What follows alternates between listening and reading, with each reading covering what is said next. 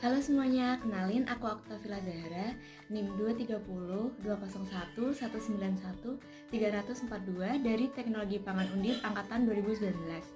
Di sini aku akan jelasin tentang teknik isolasi metode gores dan sanitasi dan personal hygiene. Percobaan teknik isolasi mikroba dimulai dengan membuat peta kuadran di balik cawan Petri dalam bentuk zigzag. Bentuk zigzag ini berfungsi untuk memperluas bidang pertumbuhan sehingga nantinya pertumbuhan mikroba tidak akan tumpang tindih. BCA disiapkan dengan cara dicairkan dan dipanaskan di atas hot plate. Kemudian ditunggu hingga dingin dan setelah dingin, medium siap dituangkan ke dalam cawan Petri sebanyak 15-20 ml. Setelah dituangkan, medium harus diratakan dengan gerakan membentuk angka 8. Bunsen. Fungsi didekatkan dengan bunsen agar menciptakan lingkungan yang steril sehingga tidak ada kontaminasi bakteri dari udara luar. Disiapkan dengan cara mengambil suspensi kapang roti sebanyak 1 loop menggunakan jarum OC. Jarum OC merupakan alat yang digunakan untuk mengambil sampel biakan dan menggoreskannya ke medium PCA yang telah. Penggoresan dilakukan mulai dari kuadran pertama dengan cara menggoreskan mulai dari tepi bawah kuadran pertama menuju tepi kuadran kedua dan seterusnya hingga memenuhi seluruh kuadran. Pergantian penggoresan pada kuadran yang lain, jarum OC harus dipijarkan di atas nyala api bunsen. Setelah sterilisasi dengan nyala api bunsen, jarum OC ditunggu hingga dingin dengan cara dikibaskan. Hal ini dilakukan agar suhu panas dari jarum OC tidak membunuh mikroorganisme yang akan digores. Fungsi dari penutupan plastik wrap ini agar tidak ada kontaminasi dari udara luar yang dapat mempengaruhi pertumbuhan dan perhitungan koloni. Cawan Petri yang sudah disil menggunakan plastik wrap siap untuk diinkubasi ke dalam inkubator bersuhu 25 derajat Celcius. Cawan Petri diinkubasi dalam posisi tidak terbalik supaya spora yang terdapat pada mikroba kapang tidak jatuh ke tutup cawan Petri dan nantinya akan tumbuh memenuhi cawan Petri. Selanjutnya, untuk penggunaan suhu sebesar 25 derajat Celcius ditujukan agar pertumbuhan kapang dapat optimal. Proses inkubasi dilakukan selama 14 hari. Dengan melakukan pengamatan pertumbuhan kapang pada tiap kuadran pada hari kedua, hari ke-6, hari ke-10, dan hari ke-14. Hasil dari percobaan teknik isolasi dengan metode gores didapatkan pertumbuhan koloni kapang yang semakin menurun. Adanya naik turun dalam pertumbuhan di tiap kuadran disebabkan karena semakin sedikitnya sel mikroba kapang yang diambil dari penggoresan di kuadran sebelumnya. Selain itu, adanya perbedaan pada faktor pertumbuhan dan adaptasi menyebabkan adanya peningkatan dan penurunan di tiap-tiap. Berdasarkan percobaan yang telah dilakukan, pertumbuhan mikroba kapang optimal pada hari ke-10. Hal ini disebabkan karena fase pertumbuhan atau fase lock dari mikroba kapang optimal mulai dari hari ke-7 hingga hari ke-14. Dan setelah hari ke-14, kapang akan mulai memasuki fase stasioner atau mulai mati. Pada teknik isolasi mikroba ini menggunakan medium PCA atau flat count agar. Nah, mengapa menggunakan medium PCA? Tujuan dari penggunaan medium PCA ini adalah karena medium PCA merupakan medium universal yang dapat digunakan untuk menumbuhkan mikroba, terutama mikroba aerobik seperti kapang. Kelebihan dari metode gores untuk teknik isolasi adalah tahapan yang cepat dan sederhana. Selain itu, metode gores juga digunakan untuk menghitung mikroba dalam jumlah yang kecil.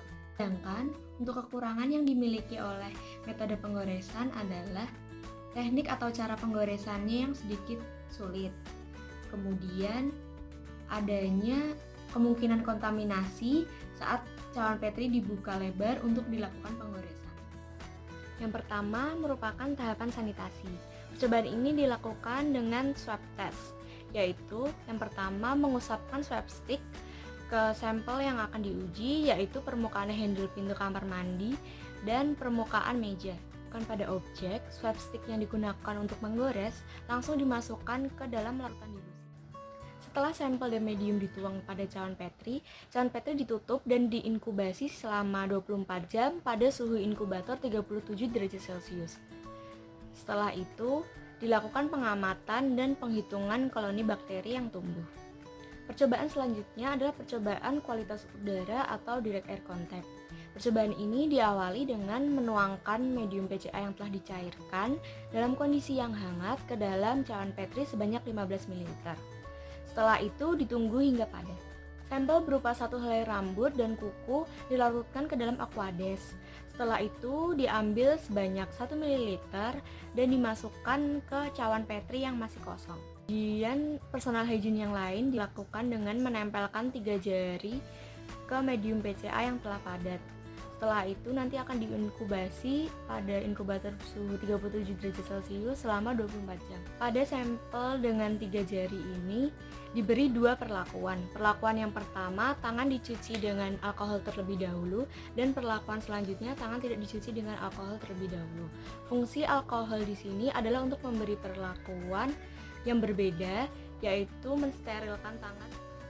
Hasil pada percobaan ini diketahui adanya jenis mikroba berupa bakteri pada sampel sanitasi, personal hygiene, dan kualitas udara yang tidak didekatkan dengan bunsen saat penuangan medium PCA.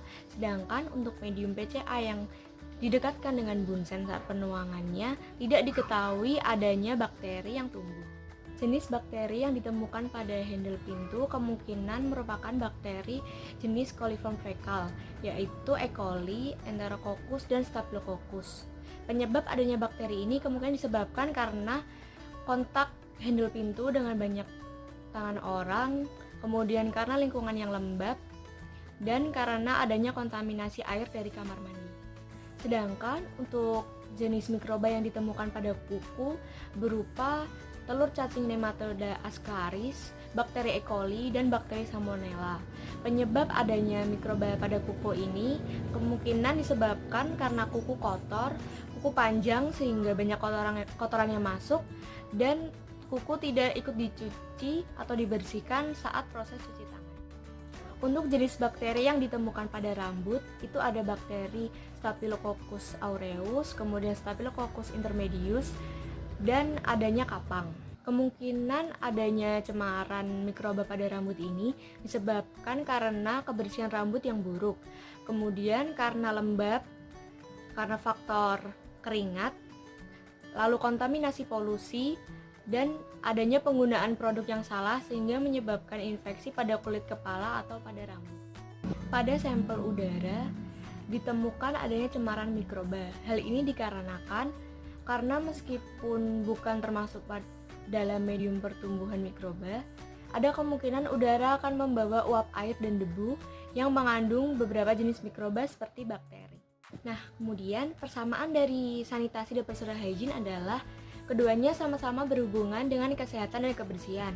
Selanjutnya, keduanya ini berpengaruh terhadap kesehatan manusia dan mempengaruhi kualitas makanan dan minuman yang akan dikonsumsi oleh manusia. Sedangkan untuk perbedaannya adalah pada sanitasi, penerapannya itu membahas tentang faktor-faktor kebersihan lingkungan di luar tubuh manusia. Sedangkan untuk personal hygiene, penerapannya membahas tentang faktor-faktor yang mempengaruhi kebersihan dari dalam diri manusia atau aktivitas manusia tersebut. Dampak yang ditimbulkan dari perilaku sanitasi dan personal hygiene yang buruk adalah timbulnya berbagai macam penyakit. Beberapanya adalah penyakit saluran pernafasan, kemudian gangguan pencernaan atau diare, kemudian demam, infeksi kulit. Untuk penerapan sanitasi pada industri pangan dimulai dari proses pemanenan hingga bahan pangan siap dikonsumsi. Hal-hal yang harus diperhatikan itu diantaranya adalah kebersihan lingkungan sekitar tempat pemanenan atau produksi, kemudian sanitasi air. Kesimpulan dari kedua percobaan ini adalah untuk mendapatkan kultur murni dan menumbuhkan mikroba dapat dilakukan melalui teknik isolasi menggunakan metode gores, dan masih ditemukannya adanya cemaran mikroba pada uji sanitasi dan personal hygiene di laboratorium, sehingga penerapan sanitasi dan personal hygiene masih perlu diperhatikan dan diterapkan. Sekian penjelasan saya mengenai percobaan teknik isolasi metode GORES dan percobaan sanitasi dan personal hygiene. Terima kasih.